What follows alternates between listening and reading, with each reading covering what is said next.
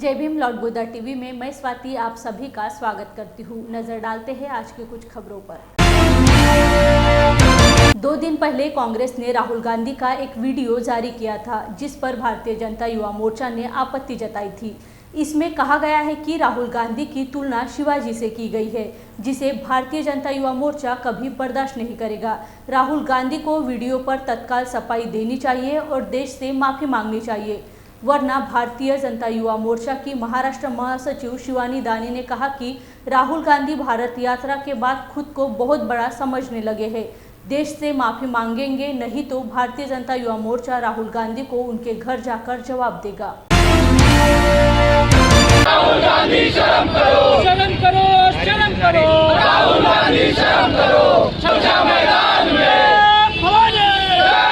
मुर्दाबाद, मुर्दाबाद, मुर्दाबाद, कांग्रेस पार्टी मुर्दाबाद, मुर्दाबाद, मुर्दाबाद, राहुल गांधी मुर्दाबाद, मुर्दाबाद, मुर्दाबाद।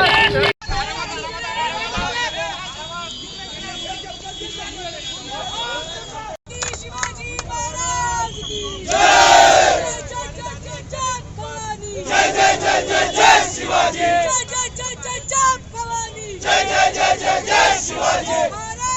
राहुल गांधी मुर्दाबाद, मुर्दाबाद, मुर्दाबाद, राहुल गांधी मुर्दाबाद, मुर्दाबाद, मुर्दाबाद। राहुल गांधी माफी केल्यानंतर राहुल गांधीला असं वाटू लागलं आहे की ते या देशाचे रिअल हिरो आहे किंवा स्वतःला खूप मोठं मानतात आहे।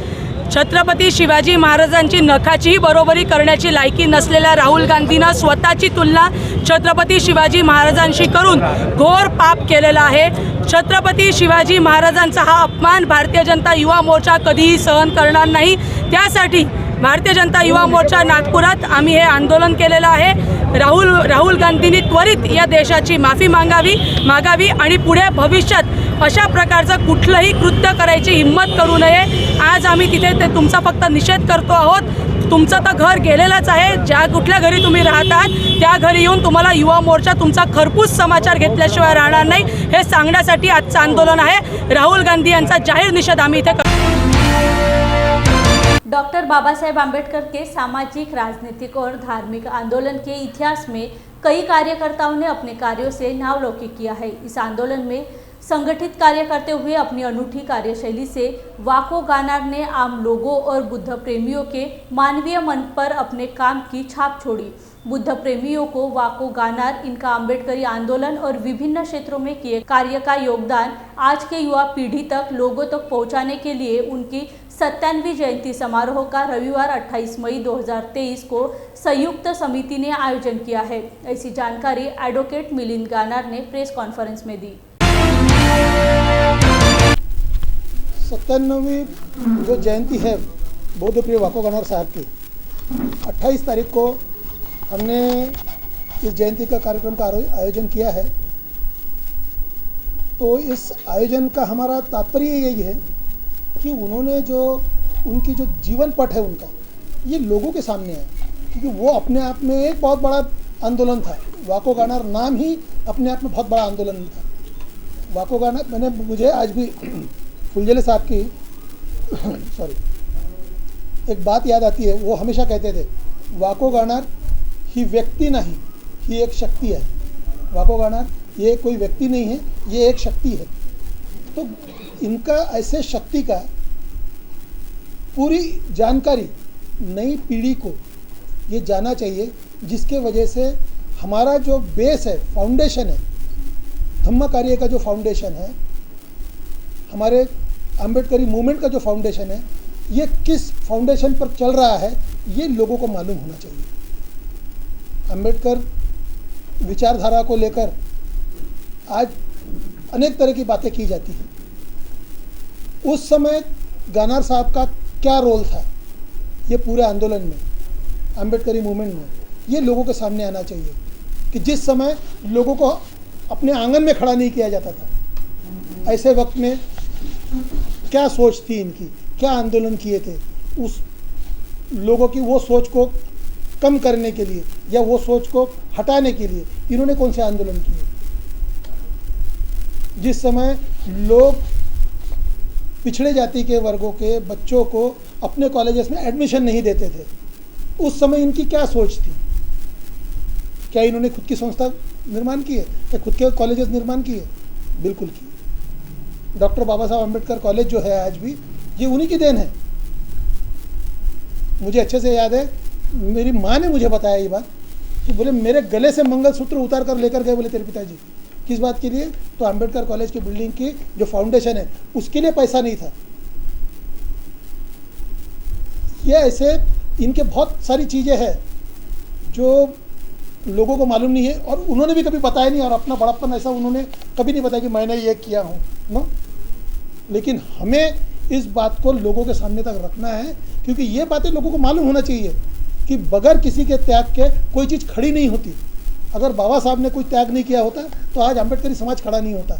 और उसी तरह बाबा साहब को मानने वाले जो नेता वर्ग जो है हमारे, उन्होंने अगर अपना त्याग नहीं किए होते, बैरिस्टर खोबरागड़े, बाबू हरिदास जी आवड़े, दादा साहब गायकवाड़, इन लोगों ने अगर त्याग नहीं किया होता तो आज यह समाज की रचना नहीं दिखती। उसी लाइन में गवई साहब, गानार साहब, फुलझेले साहब, ये बड़े बड़े नेता लोगों के नाम आते हैं। तो ऐसे एक आंदोलनकारी नेता का पूरा इतिहास लोगों को जानने का पूरा अधिकार है, पूरा हक है। तो आने वाली 28 तारीख को जो सत्यानंद की जयंती जी का आप प्रोग्राम दे रहे हैं, उसकी उपस्थिति में कौन कौन रहने वाला है? उपस्थिति में देखिए, वो कार्यक्रम में प्रमुख उपस्थिति जो होगी वो है माननीय नामदार नितिन गडकरी जी, केंद्रीय मंत्री भारत सरकार। और इस कार्यक्रम की अध्यक्षता करेंगे वरिष्ठ पत्रकार और अम्बेडकरी विचारवंत प्राध्यापक रंजीत मेश्राम जी, माननीय नितिन राउत साहब, आमदार उत्तर नागपुर और माजी के मंत्री महाराष्ट्र सरकार। वैसे ही माननीय श्री विलास मुत्तेमवार जी, माननीय माजी मंत्री भारत सरकार, माजी आमदार गिरीश गांधी साहब, ये भी उस समय उपस्थित रहेंगे। ऐसे विविध पार्टी के विविध क्षेत्र में काम करने वाले लोगों को हमने वहाँ पर बुलाया है, जिनके पास उनकी यादों का अच्छा खासा भंडार है जो लोगों को मालूम होना चाहिए। आपने जैसे कहा कि उनके जीवन चरित्र के ऊपर आप एक किताब लिखने वाले हैं जी, और वो शताब्दी वर्ष तक पूरी होगी जी। उसके लिए आप लोगों को ये आह्वान कर रहे हैं कि इनके पास जानकारी वो हमें दे, तो वो लोगों तक कैसे पहुँचेगी? मीडिया के जरिए पहुँचेगी, उसके अलावा आप लोगों तक कैसे? हम बहुत सारे लोगों को हम जानते हैं ऐसे जिनके साथ गानर साहब ने काम किया है, जो कार्यकर्ता गानर साहब के साथ जुड़े, हम उनके साथ भी कांटेक्ट में हैं। और ऐसे ही हम जो आंदोलन के जो उनके जो प्लेसेस है, जो जगह है जहाँ उनके आंदोलन हुए, हम उस जगह जाकर भी कुछ लोगों को मिलने वाले हैं। जैसे कैलाश वारके साहब है, अभी इनको बहुत सारी जगह मालूम है।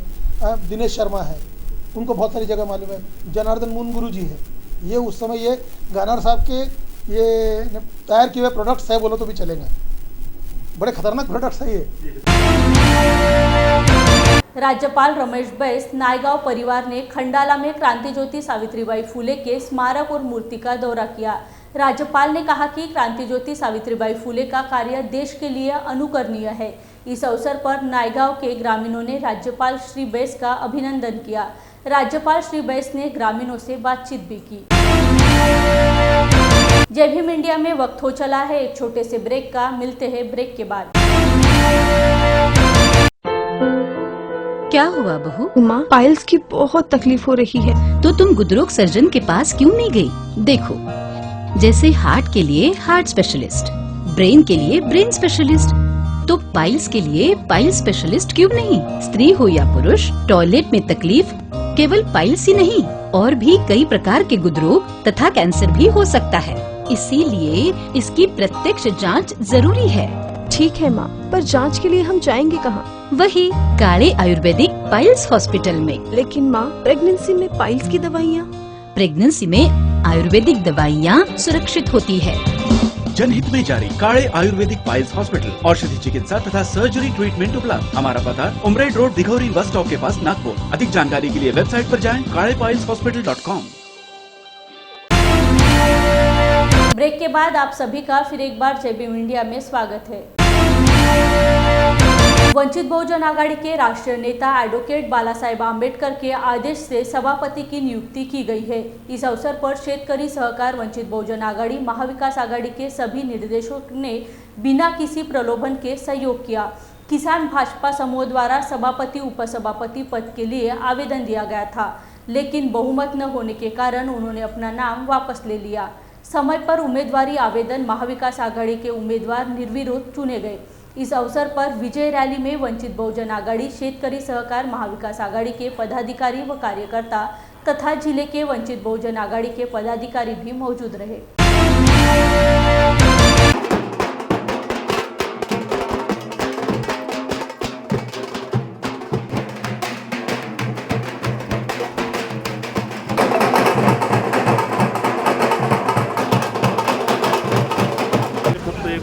पाण्यातल्या सभेने गेला होता। आज तीच परिस्थिती आपल्यावर कृपा आहे वरुण राज्याची की त्यांनी हे सिद्ध करून दाखवलं आजही की तुमच्या विजयासाठी मी सुद्धा हजर आहे आणि अशा तऱ्हेची पावती, याच्यापेक्षा पावती काय पाहिजे। आणि मी खरोखर या त्रिमूर्तीचे गळजर येतात यांचे आभार मानतो। आणि आजपासून सुनील भाऊ इंगळे आणि मी आणि आमचं सर्व संचालक मंडळ, आमचं संचालक मंडळ म्हणजे 10, 12, 15, 18 संचालक मंडळ नाही, आमचं संचालक मंडळ 100-150 लोक आहेत। गोपाल भाऊ असतील, कुलदीप असतील, सुधाकर येवले सर असतील, ताई असतील, आमचे सगळे मित्र, ते संचालक मंडळ म्हणजे ते सांगतील तसं होईल। आम्ही काही तिथं तुम्ही सांगायचं आम्ही तसं करायचं अशा तऱ्हेचं सुनील भाऊ तर माझं ठरलं आहे। कारण आम्ही काही तिथं मालक नाही आहे, आमची काही जागीर नाही आहे, आमची काही बापदाद्याची प्रॉपर्टी नाही आहे की ते खाजगी प्रॉपर्टी म्हणून आम्ही वापर करू। आम्ही शेतकऱ्याच्या हितासाठी, शेतकऱ्याच्या योजनांसाठी त्या संस्थेचा यथोचित वापर करू एवढंच बोलतो। आणि जय हिंद, जय महाराष्ट्र। खरं म्हणजे आपल्या या जिल्ह्यातून 13 संचालक निवडून आले, वंचित बहुजन आघाडीच्या नावावर 13 संचालक निवडून आले, परंतु जवळजवळ 13 संचालक हे वंचित बहुजन आघाडीचे अवघ्या 10-12 मतानं पडले, याचं सुद्धा दुःख होतं। त्यातले 2 संचालक तर फक्त ईश्वर चिठ्ठीमध्ये गेले आणि त्यातले जवळजवळ 5 ते 6 संचालक असे की ते फक्त 8-9 मताच्या फरकानं पडले।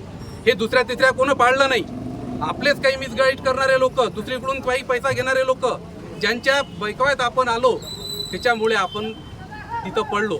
नाही तर आपले, मी इथे आवर्जून सांगतो की 7 पैकी आपल्या कमीत कमी 4 कृषी उत्पन्न बाजार समितीमध्ये आपण सभापती उपसभापती पदापर्यंत पोहोचलो होतो, हीच मी तुम्हाला या ठिकाणी सांगतो। आणि या नंतर जेही कोणी तुमच्या तालुक्यातून असे जे काही बेमान असतील, असे जे काही तुमच्या तालुक्यातून जे काही मिसगेट करणारे लोक असतील, यांच्यापासून दूर राहा आणि असे काही असतील तर ते आम्हाला कळवा, आम्ही त्यांच्यावर कारवाई करू, हे तुम्हाला या ठिकाणी सांगतो। आणि पुन्हा निवडून आलेल्या सर्वांचे अभिनंदन करतो, सभापती उपसभापतीचं अभिनंदन करतो, सोबतच आपल्या सर्वांचे अभिनंदन करतो आणि माझे 2 शब्द संपवतो। जय भीम, जय भारत, जय हिंद। माणसं या निवडणुकीच्या माध्यमातून आम्ही कमावले, कारण की कमीत कमी बार्शी टाकळी तालुक्यात 3 ते 4 हजार मराठा समाजाचा बाळासाहेब आंबेडकरांच्या नेतृत्वात पक्षप्रवेश आहे। म्हणजे ही आमची कमाईची बाजू आहे। आम्ही गमावलं काहीच नाही, आम्ही कमावलं। आणि या माध्यमातून आम्ही वंचितच्या माध्यमातून जे इलेक्शन या ठिकाणी लढलो, हा एक महाराष्ट्रासाठी संदेश आहे की वंचितसुद्धा या सहकार क्षेत्रात जिल्ह्यात पहिला अकोला पॅटर्न म्हणून जसं महाराष्ट्रात वंचितचं नाव आहे, तोच पॅटर्न आता सहकाराच्या माध्यमातून आम्ही महाराष्ट्रात नेला।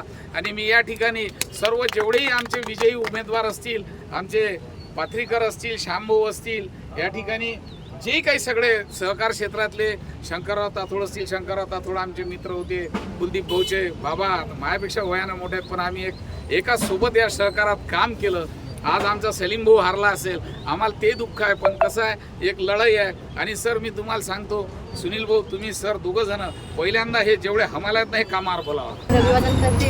आज आपल्या या सभापती पदाची जी निवडणूक झाली आहे, निवडणुकीला उपस्थित असलेले जिल्ह्याचे जिल्हाध्यक्ष आदरणीय प्रमोद भाऊ देंडवे, जिल्ह्याचे महासचिव आदरणीय मिलिंद भाऊ इंगळे, तालुक्याचे अध्यक्ष आदरणीय अशोक भाऊ दारोकर, आपले जिल्हा परिषदेचे माजी सदस्य आदरणीय गोपाल भाऊ कोल्हे आणि सर्वच आपण जे निवडून आले असे सुनील भाऊ इंगळे सभापतीपदी त्यांची निवडणूक झाली आणि उपसभापती निवडणूक झाली असे कोल्हे साहेब आणि आपण सर्वच वंचित बहुजन आघाडी आणि मित्रपक्षाचे बंधू आणि भगिनींनो आणि प्रतिष्ठित आपले नागरिक सर्वच आपल्याला सर्वांना कल्पना आहेच, अकोला जिल्ह्यातील आपले तेल्हारा तालुका एकमेव असे हे आहे की आपण मित्रपक्ष आणि वंचित बहुजन आघाडीचे दोन्ही पक्ष मिळून आपले जे 10 सदस्य इथं निवडून आलेले आहे आणि आपल्या निवडून आलेल्या सदस्यांमध्ये सुनील भाऊ इंगळे यांची सभापतीपदी निवडणूक झाली. सुनील भाऊला खूप खूप शुभेच्छा देते आणि उपसभापतीपदी ढोले साहेब यांची निवडणूक झाली, त्यांना पण खूप शुभेच्छा देते. पुढील वाटचालीस त्यांना खूप खूप शुभेच्छा देते. शेतकऱ्यांचे प्रश्न तात्काळ मार्गी लागतील अशी त्यांच्याकडून अपेक्षा करते. एवढेच बोलते, इथेच थांबते. जय ज्योती, जय क्रांती, जय भीम.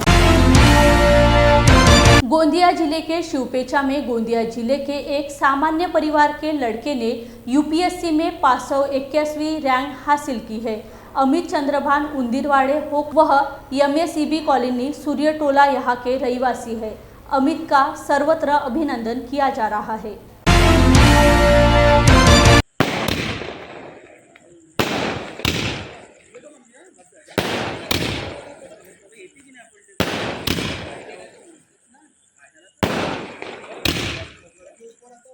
माझं नाव अमित चंद्रभान उंदीरवाडे, आईचं नाव वैशाली उंदीरवाडे.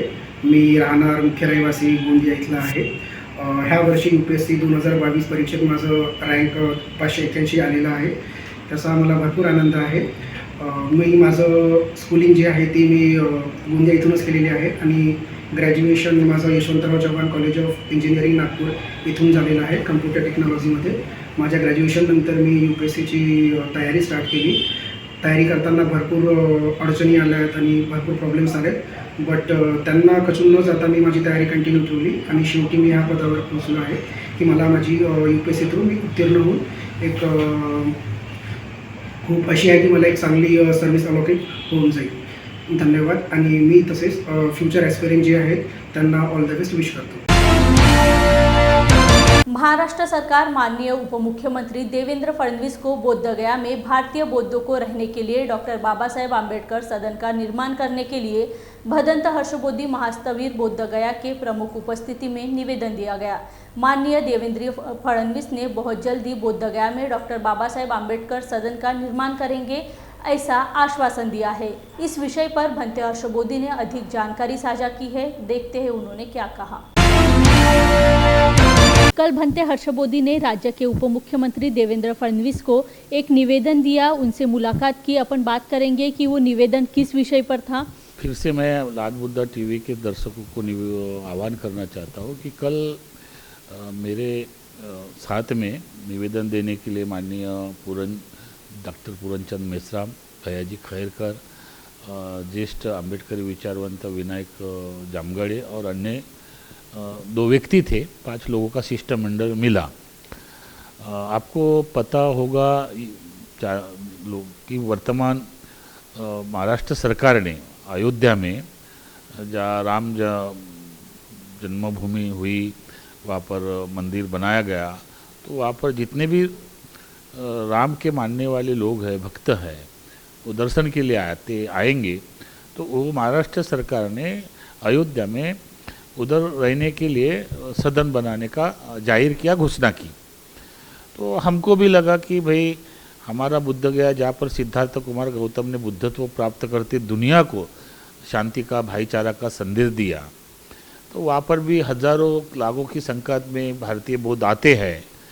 तो मैं बोध गया से आने के बाद भैयाजी खैरकर, डॉक्टर पूरनचंद मेश्राम जी को लेकर हम लोग गए और एक निवेदन दिया CM को कि कहा कि हमारे बोध गया में भी जो श्रद्धालु आते उनके करीबन रहने की व्यवस्था होना चाहिए, इसलिए डॉक्टर आम्बेडकर बाबा साहेब सदन बनना चाहिए जो भारतीय बौद्धों को रहने की अच्छी सुविधा हो.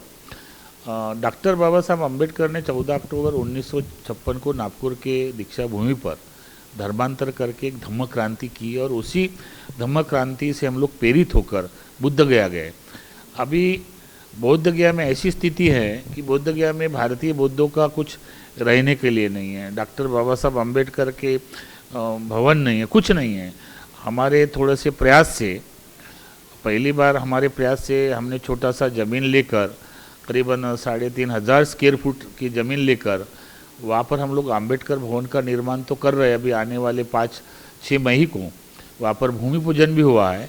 लेकिन महाराष्ट्र सरकार ने अयोध्या में जब घोषणा की तो हमको भी अच्छा लगा. और जब कल माननीय उप मुख्यमंत्री देवेंद्र फडणवीस से मिले तो उन्होंने भी आश्वासन दिया कि बहुत ही जल्दी इस कार्य को हम पूरा करेंगे। उन्होंने हमको ये भी कहा कि जितने जल्दी आप सरकारी ज़मीन देख सकते हैं या आप देखकर हमें बताइए, तो जल्दी से जल्दी हम अंबेडकर भवन सदन जो है बुद्ध गया के धरती पर बनाने का प्रयास करेंगे, ऐसा उन्होंने हमको आश्वासन दिया और हमको भी अच्छा लगा। मैं तमाम बुद्धा लाड बुद्धा टीवी के दर्शकों को आह्वान करना चाहता हूँ, भारतीय बुद्धों को, कि भारत के बुद्धों को बाबा साहब का सदन बनना और वहाँ रहने के लिए सुविधा होना एक बहुत बड़ा प्रयास है। अगर होता है तो हम लोग सरकार का हम स्वागत ही करेंगे और जिस तरह से वो अयोध्या में बना रहे तो बोध गया में बनाने का भी हम लोग डिमांड करेंगे। और सरकार ने विशेष करके उप मुख्यमंत्री जो महाराष्ट्र शासन के देवेंद्र जी फडणवीस है, उन्होंने आश्वासन दिया, मैं उनको धन्यवाद देना चाहूँगा कि नेक्स्ट टाइम सारे कागज पत्र या ज़मीन देकर हम लोग एक फिर चर्चा करेंगे। इसी के लिए हमने एक निवेदन दिया और हमारा शिष्टमंडल उनको मिला। नहीं, ये थोड़ी सी जगह है, ये करीबन मुझे लगता है 3,500 स्क्वायर फुट की जगह है। उसमें तो संभव नहीं है, ये प्रयास है, हमने शुरुआत किया भिक्षु संघ के माध्यम से। लेकिन अगर सरकार के माध्यम से होता है 3-4-5 एकड़ के परिसर में, तो काफ़ी डेवलपमेंट हो सकता है और काफ़ी लोग आते हैं बुद्ध गया में, श्रद्धालु भारत के बुद्ध, तो उनको रहने की व्यवस्था हो सकती है, सुविधा हो सकती है। अभी अन्य देश की मोनेस्ट्रियाँ हैं, अन्य देश के लोग वहाँ रहते हैं, बड़े बड़े मोनेस्ट्रियाँ हैं, उन्होंने बनाया अपने परिश्रम से। तो लेकिन पहली बार ये पहल हमारे माध्यम से निवेदन गया है, पहली बार ये पहल भिक्षु बुद्धिस्ट अल्पसंख्यक संविधानी भिक्षु संघ के माध्यम से की गई है।